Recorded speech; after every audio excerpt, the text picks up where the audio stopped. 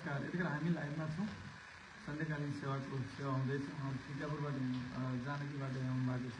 टिकापुरको छेउ नजिकै आज मिति 2082 10 महिना 28 गते जानकी गाउँपालिका 8 जवालपुर निवासी स्वर्गीय मुया देवी थापाज्यूको 45 दिनको आज पुण्यतिथि मानव तीर्थस्थल सहारा गर्न साँझको भोजन सेवामा उहाँले चाहिँ हामीलाई फोन गरेर गरिदिनु भन्नुभएको थियो। उहाँको जीवनसाथी स्वर्गीय दलबहादुर थापालाई पनि स्मृतिमा सम्झिँदै दुवै आत्माको आत्मा शान्ति होस्। छोरी पद्मा विष्ट, केशरी भर्ती, ज्वाइँ नरबहादुर भर्ती, हिउँकला खड्का, लक्ष्मी विष्ट, अनि चन्द्र थापा, करण बुढा ज्वाइँ, नाति सन्तोष सुराडी, नाति पारस भर्ती। यहाँहरू सबैलाई हामीले सहारा गर्न धेरै बेर पायौँ र खानाको साँझकै यतिखेरकै टाइम हो। अझै ढिला पनि हामी पाउँछौँ। ठ्याक्कै 6 बजीतिर हजुरहरू टाढा जानुपर्ने भएको माताले हामीले अलिकति छिटो आज व्यवस्थापन गरिरहेका छौँ र आफ्नो कृतिको नाममा त्यो मानव तीर्थस्थल गया, प्रयागराज, काशी गए जस्तै आज यहाँ पनि यो तीर्थस्थल हो। यहाँ तपाईँले दिउँसोदेखि देखिराख्नु भएको छ। 2-3 घन्टादेखि कोही कराइरहेका छन्, कोही छटपटाइरहेका छन्, कोही बरबराइरहेका छन्, कोही के गरिरहेका छन्। यी सबै मान्छेहरू यस्तै अवस्थामा सडकमा थिए। अहिले त अलिकति उहाँहरूलाई हामीले केयर गरेर अलि मान्छे जस्तो देखिन्छन्। हिजो अस्तिको तपाईँहरूले देखेका पनि छन्। यी व्यक्तिहरू सडक पेटीमा एकदमै दुःख पाएर छटपटाइरहेका आत्मा। ती आत्मालाई हामीले मलम लाउने प्रयास गरेका छौँ। यो राज्यले गर्नुपर्ने कामको सेवा हो। हामी तपाईँ पनि मिलेर राज्यलाई एउटा राज्यको नागरिकको हैसियतले सहयोग गरौँ भनेर गरिरहेका छौँ। त्यसैले आज यो तीर्थस्थलमा तपाईँहरू आएर आफ्ना कृतिहरूलाई आफ्नो शान्ति होस् भनेर छोरीहरूले, ज्वाइँहरूले यहाँ तपाईँले धेरै ठुलो कर्म गर्नुभएको छ। त्यसैले आज असल छोरा, असल छोरी, असल बुहारी, असल ज्वाइँको अभाव छ। त्यसैले आज धेरै यस्ता व्यक्तिहरू आश्रममा छन्, सडकपेटीमा छन्। आज धेरै छन्, मान्छे पनि छन्, घोडा पनि छन्, यस्ता कुकुर छन्। आज मान्छेलाई हेऱ्यो भने घृणा लाग्ने, मान्छेले हेऱ्यो भने दुःख लाग्ने जमाना आयो। त्यो बिचमा हामीले आफूलाई एकदमै समर्पण गरेर हामीले सेवा गरिरहेका छौँ। यहाँहरूको आशीर्वाद, यहाँका कृतिहरूको आशीर्वाद लागोस्। यहाँहरू आफन्त आएर आज हामीलाई आशीर्वाद विद्य दर्शन दिनुभयो। म सबैप्रति कृतज्ञ छु। स्वर्गीय मुया देवी थापा र उहाँको जीवनसाथी दुवैजनाको आत्मा शान्तिको गीत। जेठो छोरी होइन, तपाईँहरूमध्ये जेठो छोरीले गीत प्रज्वलित गरेर आफ्नो आमा बाबा, आफ्ना अन्य कृतिहरूको पनि आत्मा शान्तिको कामना गरेर सबैजना अब चाहिँ उठिदिनु होला, हात छोडिदिनु होला। यहाँ पाकेको भोजन तपाईँकै यही पैसाले होइन, घरको मस्तिष्कलाई पनि सबै आत्माको आत्मा शान्ति होस्। यताको पनि बालिदिन्छ, केही गरेन। बाबा मम्मी दुइटै हुनुहुँदो रहेछ, तर हामीले सगोल दुइटै आत्माको लागि सोचेका छौँ र 2 हात जोडेर अब हजुरलाई कन्यादान दिएका दिनदेखि लिएर हजुरहरू पनि आमा भइसक्नुभयो, अझै भइसक्नुभयो। तपाईँहरूलाई घरमा राखेर प्रसव पीडा गरेर यति छोरीहरूलाई जन्म दिनुभएको, कन्यादान दिनुभएको दिनहरूलाई आँखा बन्द गरेर सम्झेर आफू पनि आमा भएको कस्तो पीडा छ तपाईँहरूलाई, त्यस्तोभन्दा धेरै अभावमा तपाईँहरूको आमाले तपाईँलाई एकदमै हुर्काउनु भयो। तपाईँका जमाना, हाम्रो जमाना धेरै राम्रो आयो। हाम्रो आमाको जमानामा साह्रै दुःख थियो।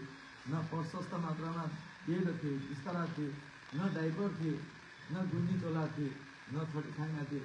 कसरी हामीलाई यो चिसोमा बचायो भने, कसरी गर्मीमा बचायो भने हाम्रो आमाले धेरै ठुलो सङ्घर्ष गरे। यी आमालाई एकदमै कम खाएर कम लगाएर आफ्ना छोरीहरूका लागि सोच्नु।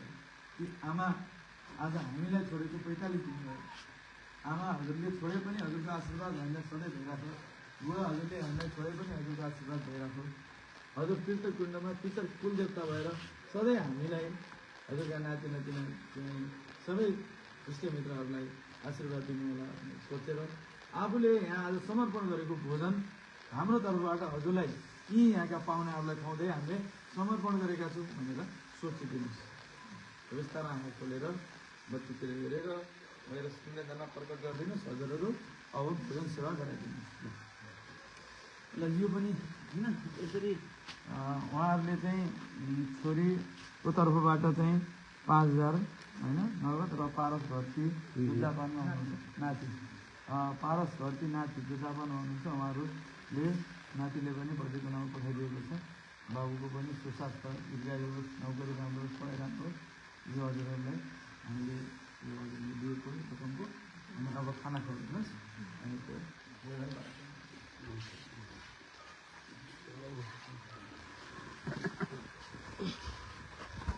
यतिखेर हामी सन्ध्याकालीन सेवामा छौँ।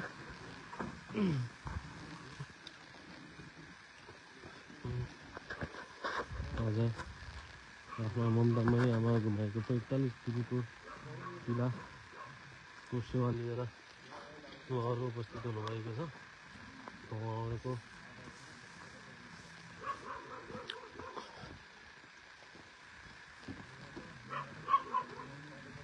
परिवारलाई धेरै आराम गर्ने चटुरी लगाउँ।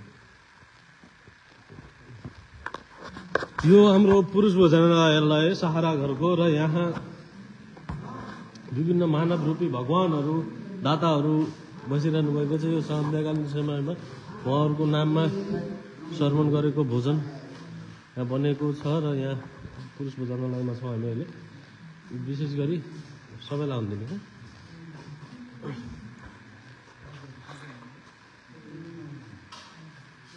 यो होइन, यो एक साइडबाटै दिनुपर्छ खाना चाहिँ एक साइडबाटै दिनु होला। अब के सोचेर दिनुहोस् भनेपछि यहाँ हाम्रो जे पनि पाकेको छ तपाईँहरूको नाममा आमाको नाममा पाकेको भोजन चाहिँ यिनीहरूलाई पनि अमृत र औषधिको रूपमा काम गरोस् र यिनीहरूले खाएको प्रत्येक गाँसले चाहिँ तपाईँको आमा बुवा लगायत अन्य बर्मलिन भएका आत्माहरूलाई पनि पुगोस् भन्ने सोचेर यो एक लाइनबाटै खाना बाँड्दै आइदिनुहोस् त। दिउँ दिउँ दिउँ दिउँ ल ल उठाउ उठाउ उठाउ यतैबाट दियो एउटा एउटा दुई दुई थाल दिए पनि भयो। त्यसरी उहाँहरूले आफ्नो आमाको आजको यो सब लाइनबाट भिडियोमा देखियो आमाको 45 दिनको पुण्यतिथिमा साँझ दिनु दिनु दिनु म्याडम 45 दिनको पुण्यतिथिमा यसरी आएर सेवा गरिरहनु भएको छ। पक्कै पनि हामीले बोलेका वचनहरू कतिपय लाग्लान् नलाग्लान् यहाँ रहेका आश्रित जो एकदम पवित्र आत्माहरू हुनुहुन्छ आफै पनि भित्रबाट त्यो सडक पेटीमा एकदम विवश जिउन पीडितको जीवन जिउन विवश हुनुहुन्थ्यो। उहाँहरूलाई आज उहाँले आफ्नो आमाको नाममा अहिले साँझको भात दाल तरकारी फलफुल सहितको सेवा गरिरहनु भएको छ। यसको लागि धेरै धेरै धन्यवाद। र यहाँ रहेका आश्रित पाहुनाहरूले खाएको प्रत्येक घाँसले चाहिँ स्वर्गीय मातालाई पुगोस् भन्न चाहन्छौँ। र यो छोरीहरूले गरेको यो पुण्य कर्म चाहिँ आमाले कतै न कतै अदृश्य शक्ति भएर तपाईँहरूलाई निहालेर हेरिरहनु भएको र यो पुण्य कर्मको लागि तपाईँहरूलाई एकदम सम्झिरहनु भएको महसुस गर्नुहोला। विशेष धन्यवाद दिन चाहन्छौँ यो साँझको मिठो भोजन सेवाको लागि। र यहाँ रहेका विशेष साँझको टाइममा सारा घरमा आश्रित पाहुनाहरू यसरी खाना खाइरहनु भएको छ। के छ यसरी फलफुल सलफुल हजुर अहिले एकैछिन म भन्छु त्यो पनि है यसरी खाइरहनु भएको छ। यो विशेष साँझको भोजन सेवा के छ त कस्तो छ ठिक छ। यो साँझको भोजन सेवा उहाँहरूले स्वीकार गरे बमोजिमको साँझको भोजन सेवा उहाँहरूले स्वीकार गर्नुभएको छ। यो साँझको भोजन सेवा जुटाइदिनु भएकोमा भात दाल तरकारी सहितको फलफुल सेवा जुटाइदिनु भएकोमा धन्यवाद। र उहाँहरूले खाएको प्रत्येक घाँसले बर्मलिन भएको सम्पूर्ण आत्माहरूलाई मिलोस् तपाईँको र आमालाई मिलेकोस् भन्न चाहन्छौँ। र यसै गरी लाइभबाट बिदा हुन्छौँ। हस् धन्यवाद। जय दिन जय मानवता।